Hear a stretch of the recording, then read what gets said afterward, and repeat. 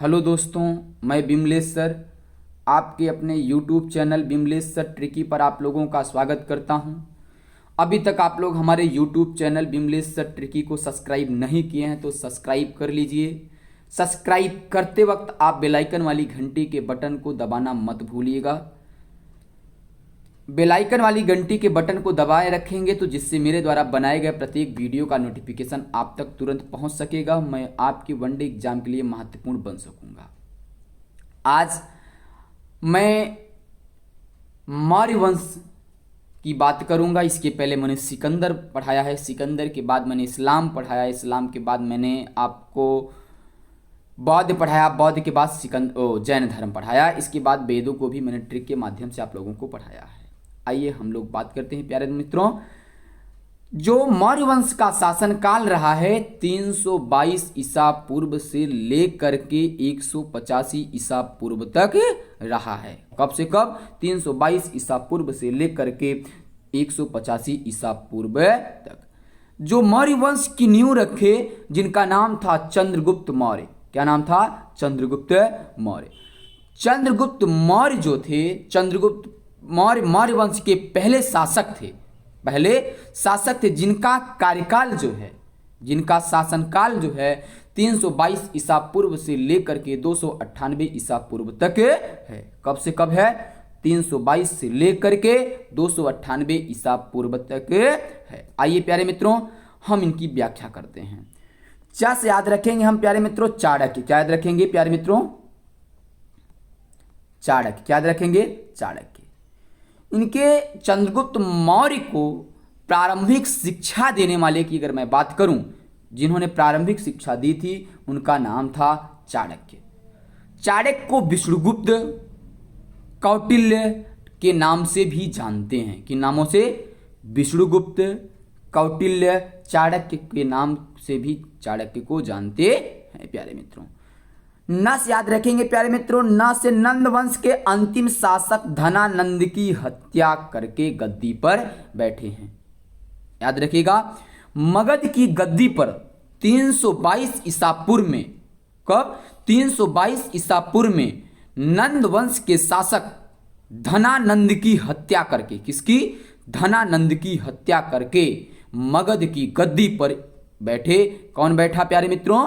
चंद्रगुप्त मौर्य। कौन बैठा? चंद्रगुप्त मौर्य। अगली बात हम लोग का अगली बात करें बेटा, 10 याद रखेंगे हम लोग दार्शनिक।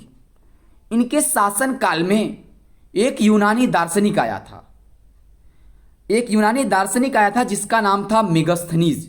क्या नाम था? मेगस्थनीज, जिन्होंने इंडिका नामक पुस्तक लिखी थी। किसकी पुस्तक लिखी थी? इंडिका नामक पुस्तक लिखी थी। बहुत बार क्वेश्चन पूछा गया कि मेगस्थनीज किसके दरबार में आया था? किसके दरबार में आया था प्यारे मित्रों? याद रखना, किसके दरबार में आया था? तो चंद्रगुप्त मौर्य के दरबार में मेगस्थनीज आया था, जिन्होंने इंडिका नामक पुस्तक लिखी थी। प्यारे मित्रों यह किसका राजदूत था? इसको हम याद रखना पड़ेगा। ये सेल्युकस का राजदूत था। सेल्युकस का राजदूत था। आप याद रखेंगे, सेल्युकस, वही सिकंदर वाले सेल्युकस की बात हो रही है यहाँ प्यारे मित्रों। और प्यारे मित्रों ये चीज याद रखना, जो मेगस्थनीज था, मेगस्थनीज की जो पुस्तक थी इंडिका, उसमें मौर्य शासन काल के राजनैतिक आर्थिक गतिविधियों की जानकारी मिलती है। मौर्य शासन काल के राजनैतिक आर्थिक गतिविधियों की जानकारी मिलती है प्यारे मित्रों। यहां से चाणक्य ने भी एक पुस्तक लिखी है, अर्थशास्त्र। चाणक्य ने भी अर्थशास्त्र पुस्तक लिखी है, तो उसमें भी मौर्य काल के शासन गतिविधि, राजनीतिक गतिविधि एवं आर्थिक गतिविधियों की जानकारी मिलती है। किसकी? मौर्य काल में चाणक्य जो थे, उनके प्राथमिक गुरु थे चंद्रगुप्त मौर्य के। इन्होंने अर्थशास्त्र नामक पुस्तक लिखी थी, जिसमें प्यारे मित्रों, जिसमें जो है मौर्य काल के राजनीतिक आर्थिक गतिविधियों की जानकारी मिलती है। जो इंडिका है इसमें भी मिलती है प्यारे मित्रों। ये चीज आप याद रखेंगे, ठीक है। ए यूनानी थे। कौन? जो मेगस्थनीज था, यूनानी था। क्या था? यूनानी था। आइए हम लोग बात करें प्यारे मित्रों, ग से अगला अक्षर आपका है गा। ग से याद रखेंगे प्यारे मित्रों गुरु। जो इनके धार्मिक गुरु थे, जिनसे इन्होंने जैन धर्म की शिक्षा दीक्षा ली थी, जिनसे इन्होंने जैन धर्म की शिक्षा दीक्षा ली थी, उनका नाम था भद्रबाहु। क्या नाम था? भद्रबाहु। प्यारे मित्रों ये भी याद रखिएगा, मौर्य शासन काल में ही प्रथम जैन संगीत हुआ था। आप याद रखेंगे प्यारे मित्रों, प्रथम जैन संगीत किसके शासनकाल में हुआ था? तो आप याद रखेंगे चंद्रगुप्त मौर्य के शासनकाल में पहली जैन संगीत संपन्न हुई थी। आइए हम लोग अगली बात करें। देखिए इसमें अगला अक्षर है आधा पा से याद रखेंगे पाटलिपुत्र। क्या याद रखेंगे? पाटलिपुत्र। मौर्य वंश के जो संस्थापक चंद्रगुप्त मौर्य थे, चंद्रगुप्त मौर्य ने अपनी राजधानी पाटलिपुत्र बनाई। कहां बनाई प्यारे मित्रों? पाटलिपुत्र। कहां बनाई प्यारे मित्रों? पाटलिपुत्र चंद्रगुप्त मौर्य ने अपनी राजधानी बनाई। कहां बनाई प्यारे मित्रों? पाटलिपुत्र में। अगला अक्षर है ता से याद रखेंगे तोतों का झुंड। जब सम्राट अपने घर से बाहर निकलते थे तो उनके दोनों तरफ अंगरक्षक एक पेड़ लेकर के चलते थे, उसके पास तोतों का प्रशिक्षित तोतों का झुंड रहा करता था। ये आप याद रखेंगे। जब सम्राट अपने घर से बाहर निकलते थे तो उनके पास जो अंगरक्षक रहते थे पेड़ लेके चलते थे, उसके ऊपर उसके चारों तरफ प्रशिक्षित तोतों का झुंड रहता था। आइए हम लोग बात करें बेटा। अगला है माँ। चंद्रगुप्त मौर्य को मुक्तिदाता के नाम से भी जाना जाता है। किसके नाम से? मुक्तिदाता के नाम से जाना जाता है। और इस मुक्तिदाता का नाम, मुक्तिदाता की उपाधि कौन दिया था उनको? विलियम जोन्स ने दिया था। कौन दिया था? विलियम जोन्स ने दिया था। प्यारे मित्रों याद रखिएगा, विलियम जोन्स ने ही उनको क्या दिया था? मुक्तिदाता की उपाधि दी थी प्यारे मित्रों। आइए दूसरी बात करें भैया। चंद्रगुप्त मौर्य और सेल्युकस के युद्ध का जो वर्णन मिलता है वो इपनियास नामक पुस्तक या इपनियास से मिलता है। इपनियास से मिलता है। सबसे महत्वपूर्ण क्वेश्चनों पर दो नोट है आपके पास, देखिएगा। चंद्रगुप्त मौर्य की मृत्यु श्रवणबेलगोला में हुआ। श्रवणबेलगोला में हुआ। अब एक चीज आप याद रखिएगा प्यारे मित्रों, चंद्रगुप्त मौर्य जो था वो जैन धर्म का अनुयायी था। जैन धर्म के लोग क्या करते हैं? वृद्ध हो जाने पर वो खाना छोड़ करके किसी एक कब्र खुदवा करके बैठ जाते हैं और उसमें उपासना करते हैं, जिनसे बिना अन्न का उपासना करते हैं, बिना जल की उपासना करते हैं, जिनसे उनकी मृत्यु हो जाती है।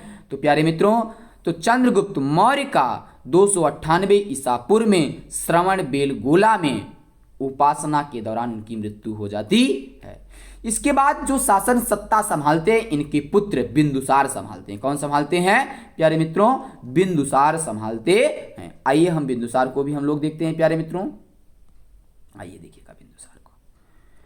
प्यारे मित्रों अगर हम बिंदुसार की बात करें, बिंदुसार मौर्य की बात करें, बिंदुसार का जो शासनकाल रहा है 298 ईसा पूर्व से लेकर के 272 ईसा पूर्व तक रहा है। कब से कब? 298 ईसा पूर्व से लेकर के 272 ईसा पूर्व तक रहा है, जो कि मैंने यहाँ मेंशन किया हुआ है प्यारे मित्रों। ठीक है, आइए बात करते हैं वा से हम याद रखेंगे प्यारे मित्रों, वायु पुराण में बिंदुसार को भद्रसार के नाम से जाना जाता है। किसके नाम से? भद्रसार के नाम से जाना जाता है। किसके नाम से भैया? भद्रसार के नाम से जाना जाता है। जैन ग्रंथों में इनको जो है सिंहसेन के नाम से जाना जाता है। किसके नाम से प्यारे मित्रों? सिंहसेन को नाम से जाना जाता है। वहीं बात करें चीनी विवरणों में इनको बिंदुपाल के नाम से भी जाना जाता है। आप बहुत महत्वपूर्ण क्वेश्चन देखिए चर्चा कर रहे हैं कि सिंहसेन जैन धर्म में इनको कहा गया। किसको कहा गया? बिंदुसार को कहा गया। वायु पुराण में इनको भद्रसार के नाम से जाना जाता है। किसमें? वायु पुराण में इनको भद्रसार के नाम से जाना जाता है। वही चीनी विवरणों में बात करें तो बिंदुपाल के नाम से भी जाना जाता है। आइएगा, नास याद रखेंगे प्यारे मित्रों, नासक, इनको शत्रुनाशक के नाम से भी जाना जाता है। किसके नाम से? शत्रुनाशक या अमित्रघात के भी नाम से जाना जाता है। ठीक है भैया, आइए। इनके शासनकाल में एक राजदूत आया था, इनके दरबार में एक राजदूत आया था, डायमेकस सीरिया नरेश का था। किसके? डायोमेकस सीरियानरेस का था, यूनानी था। डायोमेकस सीरियानरेस का राजदूत था जो इनके शासनकाल में आया था। किसके शासनकाल में आया था? किसके दरबार में आया था? बिंदुसार के दरबार में डायोमेकस आया था। और किसका राजदूत था?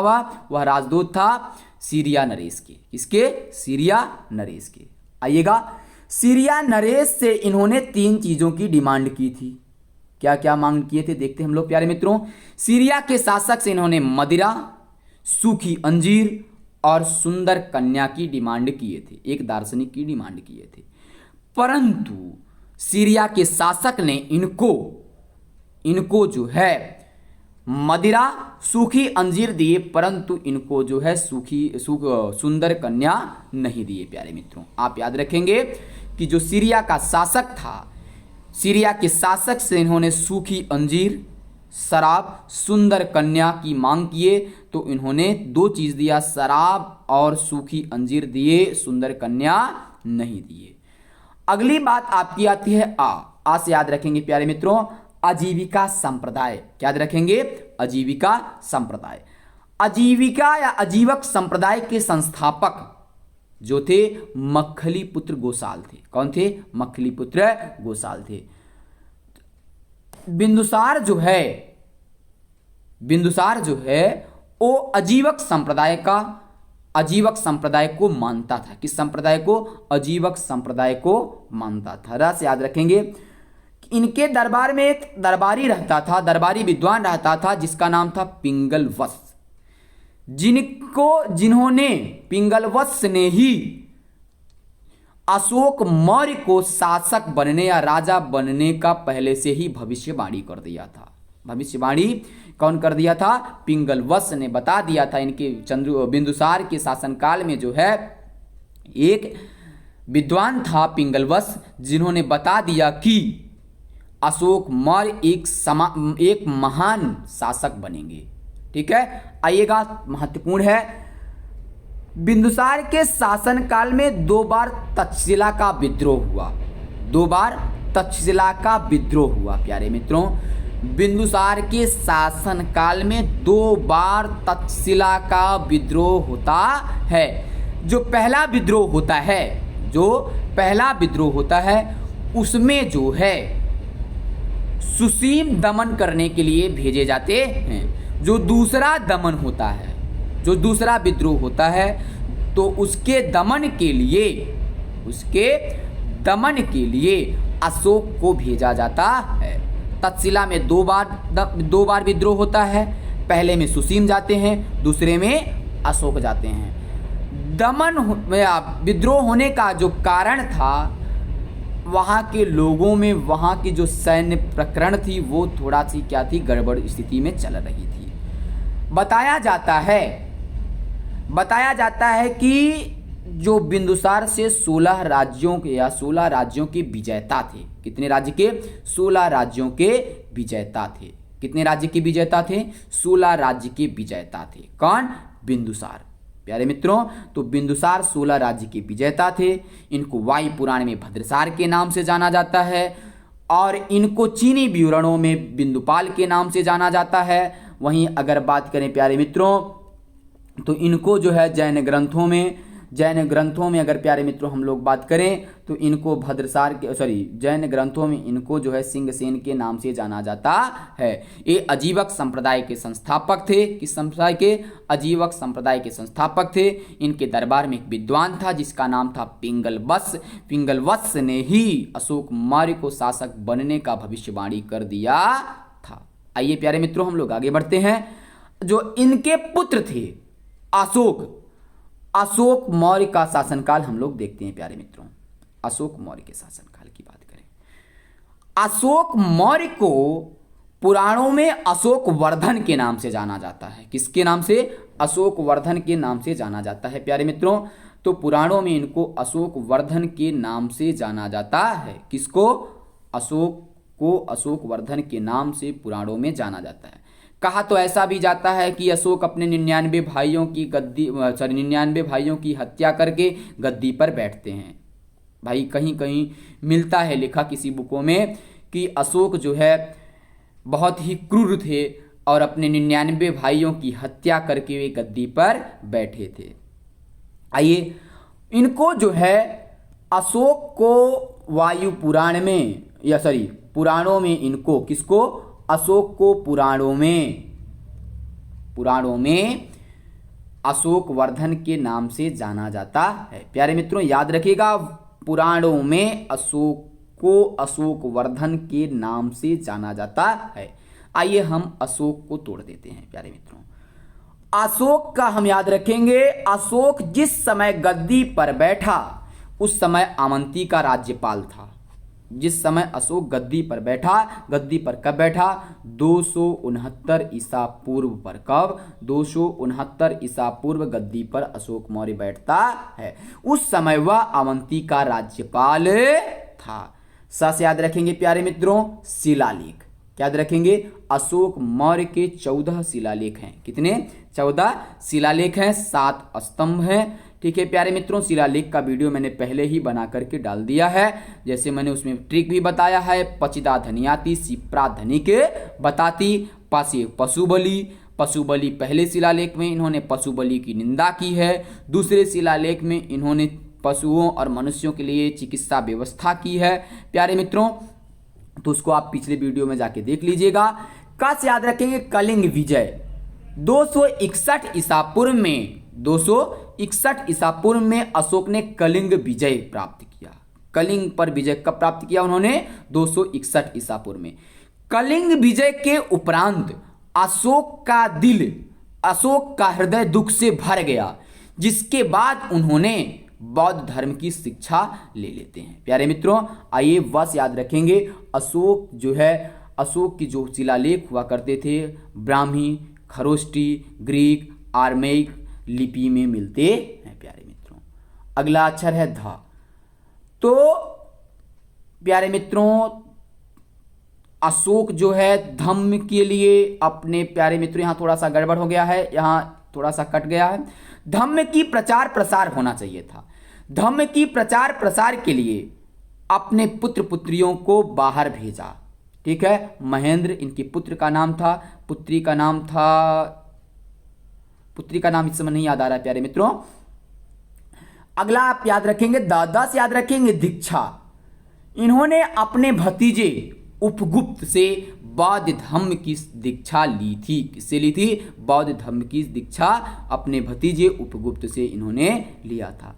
जो इनकी किसकी प्रवचन को सुन करके इन्होंने बौद्ध धर्म की शिक्षा ली थी, निग्रोध नामक व्यक्ति की प्रवचन को सुन करके इन्होंने बौद्ध धर्म की दीक्षा ली थी। और किससे ली थी, उनके भतीजे थे, उनके भतीजे का नाम था उपगुप्त। आइए न से याद रखेंगे प्यारे मित्रों, कलिंग के मैदान में नंदराज को अशोक मौर्य ने हराया था। किसको हराया था, नंदराज को। किसको हराया था, नंदराज को।